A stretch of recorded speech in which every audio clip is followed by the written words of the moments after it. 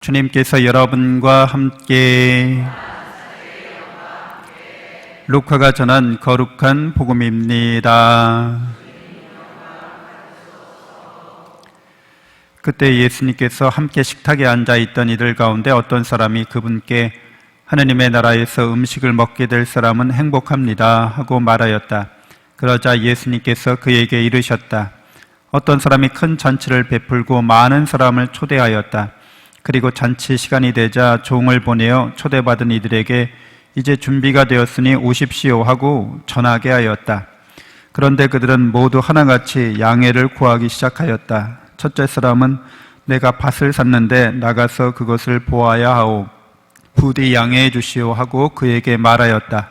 다른 사람은 내가 결의서 5쌍을 샀는데 그것들을 부려보려고 가는 길이오. 부디 양해해 주시오 하였다. 또 다른 사람은 나는 방금 장가를 들었어. 그러니 갈 수가 없다고 하였다. 종이 돌아와 주인에게 그대로 알렸다. 그러자 집주인이 노하여 종에게 일렀다. 어서 고을의 한길과 골목으로 나가 가난한 이들과 장애인들과 눈먼 이들과 다리 저는 이들을 이리로 데려오너라. 얼마 뒤에 종이 주인님 분부하신 대로 하였습니다만 아직도 자리가 남았습니다 하자 주인이 다시 종에게 일렀다. 큰 길과 울타리 쪽으로 나가 어떻게 해서라도 사람들을 들어오게 하여 내 집이 가득 차게 하여라. 내가 너희에게 말한다. 처음에 초대를 받았던 그 사람들 가운데서는 아무도 내 잔치 음식을 맛보지 못할 것이다. 주님의 말씀입니다.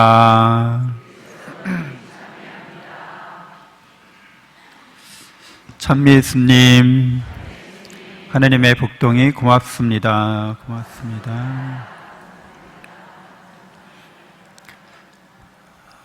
여러분들은 다 연애를 해보셨죠? 연애하실 때 어떻게 연애를 시작하게 됐는지, 그 사람이 이뻐 보이고 또 멋있어 보이고 그래서 연애를 하게 되시는 거잖아요. 그래서 보통 여자들은 나이대별로 이렇게 이제 사귀게 될 때, 소개받았을 때 물어본다고 하죠. 잘생겼어? 뭐 10대 때, 어렸을 때, 20대 대가 되면 그 사람 뭐 차 있어? 30대가 되면 그 사람 사는 데가 어디야? 또 부모님은 뭐 하셔? 이렇게 좀 나이대별로 이렇게 다를 수 있습니다. 근데 남자는 좀 달라요. 남자는 10대 때 소개시켜 주려고 그러면 이뻐? 물어요. 20대에도 여자에 대해서 이렇게 친구 소개시켜 주려고 그러면 뭐라고 물어요 또? 이뻐? 30대 또 물어보면 뭐라고 그래요? 이뻐? 40대, 50대, 60대도 이뻐? 하고 이렇게 물어봐요. 뭐 제 눈에 안경이긴 하겠지만 아름답다고 하는 게 여러분 사랑하는 데 있어서, 연애하는 데 있어서 중요한 요소입니다. 근데 그 아름답다고 하는 게 노래 가사에도 있지만 뭐 얼굴이 이뻐야 여자냐, 마음이 고와야 여자지, 이런 노래가 있잖아요. 옛날 노래지만 그게 무슨 말인가 여러분들 보시면, 왜 지금은 이제 미스 코리아 대회를 안 하지만 미스 코리아에서 진선미가 있어요. 그렇죠? 1등이 뭐예요? 미스 진이거든요. 2등이 미스 선, 3등이 미스 미예요. 네. 진선미가 그래서 1, 2, 3등인데 왜 미가 연애할 때나 우리가 이렇게 사랑할 때 아름다움에 대해서 굉장히 높은 가치를 부여하는데 왜 3등이죠? 그거 잘 생각해 보시면 돼요. 얼굴은 엄청 예뻐, 잘생겼어. 근데 사기꾼이야. 거짓말, 입만 열면 거짓말해. 진실되지가 않아, 사람이. 그럼 그 아름다움이 빛을 발해줘. 사람이 아름다워, 멋있어. 근데 뭐예요?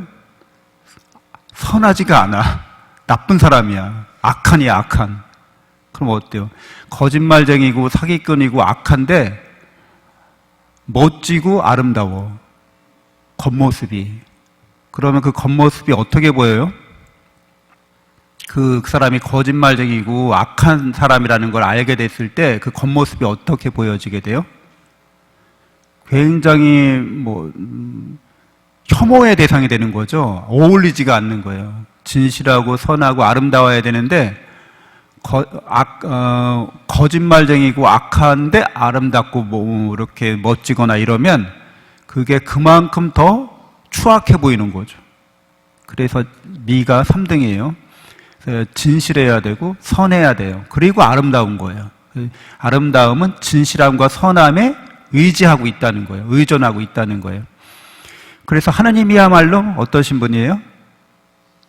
진실 그 자체이신 분이거든요. 하느님은 전선하신 그 자체이신 거예요. 그래서 하느님은 아름다우신 거예요. 진선미 그 자체이신 하느님이시니까. 또 그분이 사랑하는 방식은 또 어떤 방식이냐 하면 거룩한 사랑의 방식이에요. 진선미 성이라고 그래요. 거룩할 성자를 써서 진실하고 선하고 아름다우시며 거룩하신 분이라는 거죠. 그래서 하느님께서 우리를 그렇게 사랑하시기 때문에 여러분을 각자 그렇게 사랑하신다는 거예요. 여러분들은 누구랑 사랑의 관계 속에 있는 거예요?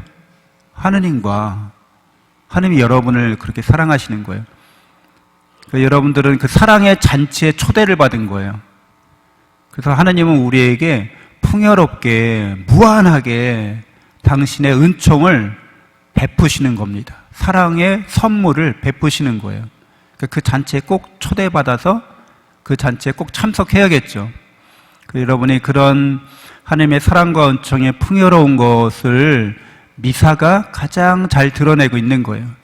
미사에서는 진실하시고 선하시고 아름다우시고 거룩하신 하느님의 사랑이 성체로서 우리에게 나누어 줍니다. 여러분들은 하느님이 얼마나 진실하고 선하고 아름답고 거룩하신지 성체를 받아보시면서 깊이 깨달으시고 또 굳게 그것을 믿으시고 또 그 사랑으로 말미암아 희망을 간직하게 되시는 거죠. 어떤 희망이에요? 여러분이 계속해서 더 하느님께 가까이 나가고 하느님을 더 닮아가게 되리라는 희망인 거죠.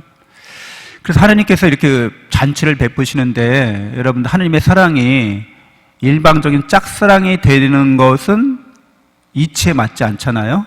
그래서 어떻게 되길 바라요? 우리도 하느님을 사랑하기를, 하느님이 사랑받기를 원하신다는 거예요. 여러분들이 이렇게 잔치를 베풀었다고 하는 거는 여러분들이 사회생활하면서 이렇게 친구 관계 안에서 이렇게 회식에 갔는데 어떤 친구가 내가 오늘 좋은 일 있어 내가 쏠게, 내가 살게 이렇게 해요. 그럼 어때요? 식사하면서 오늘 누가 계산하는 거지? 이렇게 눈치 보고 있었는데 산대. 그럼 뭐예요? 그 다음부터 더 맛있어. 남이 사는 밥이 그렇게 맛있는 거죠. 남이 사주는 술이나 남이 사주는 밥이 그렇게 맛있어요. 근데 계속 그렇게 얻어먹기. 누구는 또 다음에 내가 살게 했는데 내 차례인데 그냥 넘어가. 그럼 어때요? 마음이? 좀 이게 친구 간에 사는 정도에 따라서 이 사람이 2번 사고 3번 사면 그래도 한 번은 사야 되잖아. 그렇죠? 한 번도 안 사. 1년 내내 만날 때마다 늘 얻어먹기만 해. 그러면 이게 좀 친구 관계에도 슬슬 눈치가 있잖아요. 그렇죠? 근데 눈치가 없어. 그 사람. 그러면은 슬슬 친구들이 좀 멀리 할 수 있어요. 그래서 이제 사야 되는데 하나님께서도 이렇게 사랑의 은총의 잔치를 풍요롭게 베푸시고 우리에게 늘 값없이 주시는 거예요. 근데 여러분도 미사 때 이렇게 성체를 받아 모시고 그럼 하느님의 사랑이 진실하고 선하고 아름다우시고 그리고 거룩하신 사랑이구나 이렇게 늘 미사 때 받아 모시면 어떤 거예요? 그 다음에는 여러분도 하느님께 나도 뭔가 봉헌하고 싶은 마음이 사랑으로 헌신하고 싶은 마음이 들잖아요. 그렇죠? 그런 거 아니겠어요? 그래서 교무금도 정성껏 바치고 헌금도 정성껏 하고 감사헌금도 바치고 이제 그리고 또 내가 하느님을 위해서 기뻐하시는 일이 뭐가 있나 그래서 열심히 봉사도 하고 그러는 거죠. 오늘 복음에 보면 어떤 주인이 잔치를 크게 벌였어요. 초대를 했어요. 그리고 하인들을 보냈어요. 근데 바쁘대 다 안 온대. 근데 그 사람들이 바쁘다는 거 땅을 샀어, 부동산을 이번에 매매했는데 내가 부동산 관리를 해야 된다고 그러고, 소를 샀다고 그러고, 무슨 뭐, 내가 뭐 차를 요번에 새로 뽑았는데 그거 시운전하러 가고 싶다고 그러고, 뭐 오늘 결혼식 집에 가야 된다고 그러고 다 안 오는 거예요. 그러니까 그만큼 이런 주인이 베푼 그 은총의 잔치보다 자기 세상살이에 바쁘다는 거죠. 그거에 신경이 더 많이 쓰인다는 거예요. 그러니까 우리가 신앙생활하면서 여러분들이 사회생활하고 이렇게 좀 갈등을 일으킬 때가 있어요. 세상살이가 더 중요하다는 거예요. 입시가 더 중요해. 시험 보는 거, 좋은 성적 받는 거, 오늘 진급하는 게 더 중요해. 또 여러 가지 가정사가 더 중요해. 다 이럴 수 있는 거죠. 그래서 주일 미사에 안 오거나 이 은총의 잔치에 참여하지 않는 거죠. 그런데 여러분들 그런 거를 이렇게 받은 것들이잖아요. 다 그게 원래 여러분께 아니었잖아요. 그렇죠? 땅이나 뭐 소나 여기 말하는 내 사랑하는 배우자가 될 사람이나 그게 다 누가 주신 거예요? 이 잔칫집 주인이 준 거예요. 하느님이 우리에게 주신 거예요. 그거 왜 주신 거예요? 하느님이 이렇게 우리에게 사랑을 베푸시는데, 그래 은총을 베푸시는데 우리가 사랑받고 은총받는 우리도 하느님께 뭔가를 봉헌하고 바칠 게 있어야 되잖아요. 그러니까 그걸 주신 거예요. 나를 사랑하기 위해서 너희가 봉헌하고 바칠 거야 하고 미리 그냥 주신 건데 받아먹기만 하고 안 주려고 하거나 아예 참석도 안 하고 주신 것마저 감사하게 여기지 않고 그걸 자기 거라고 알고 그렇게 살아가는 사람들을 말합니다. 그러니까 하느님은 이중으로 우리에게 은혜를 베푸시는 거예요. 직접 은혜를 베푸시고 간접적으로도 은혜를 베푸시는데, 간접적으로 은혜를 베푸신 것은 마치 그게 우리 거였던 것처럼 여겨지게 해주신다는 거예요. 그래서 여러분이 만일 여러분의 삶을 하느님께 봉헌하잖아요. 그 사랑은 그런 거니까 하느님도 우리에게 당신 자신을 봉헌하시잖아요.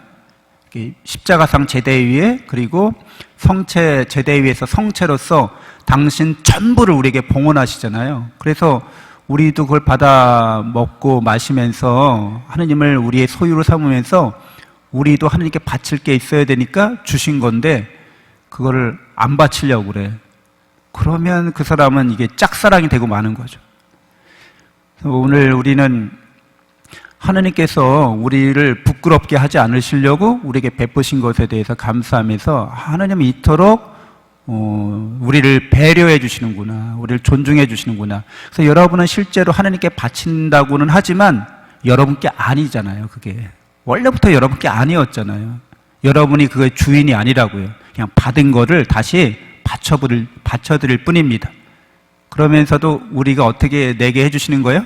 생생내게 해주시는 거죠. 우리 연애할 때 그 남자가 이제 학생이고 돈이 없고 그러는데 그 애인이 직장 다니는 여자인데 어느 날 이렇게 계속 여자가 사니까 어때요? 그 생일날 그 남자친구 생일날 지갑을 선물해 주는 거예요. 지갑 속에 이렇게 좀 용돈까지 넣어서 주는 거죠. 그래서 남자친구가 그걸 받아보고서 이제 그 받은 지갑에서 돈을 꺼내서 이제 계산을 하도록 이렇게 배려하는 지혜로운 여자친구, 뭐 이런 얘기 뭐 여러분 혹시 들어보셨는지 모르겠지만 그런 거죠. 하느님께서는 우리가 무한하지 않고 또 항상 얻어먹는 그런 신분이나 처지에 있지 않다는 것을 해주시려고 끊임없이 우리에게 은혜를 베푸십니다. 그래서 어쨌거나 우리가 받은 모든 것들에 대해서 늘 감사하고 하느님께 사랑으로 우리 자신을 봉헌할 수 있어야겠습니다. 그래서 오늘 초대받은 사람들이 못 와가지고 많은 거지나 장애를 앓고 있는 사람들이 다 초대받아요. 그냥 그 사람들에게도 그들은 가진 것이 부족하지만 뭐 내놓을 게 별로 없을 거잖아요. 그래도 괜찮다는 거예요. 많이 받았건 적게 받았건 늘 하나님의 사랑은 우리에게 호의로서 계속됩니다. 그래서 그분의 호의에 감사하면서 우리도 그분의 사랑에 하나 되는 길을 걸어가야겠습니다. 잠시 묵상합시다.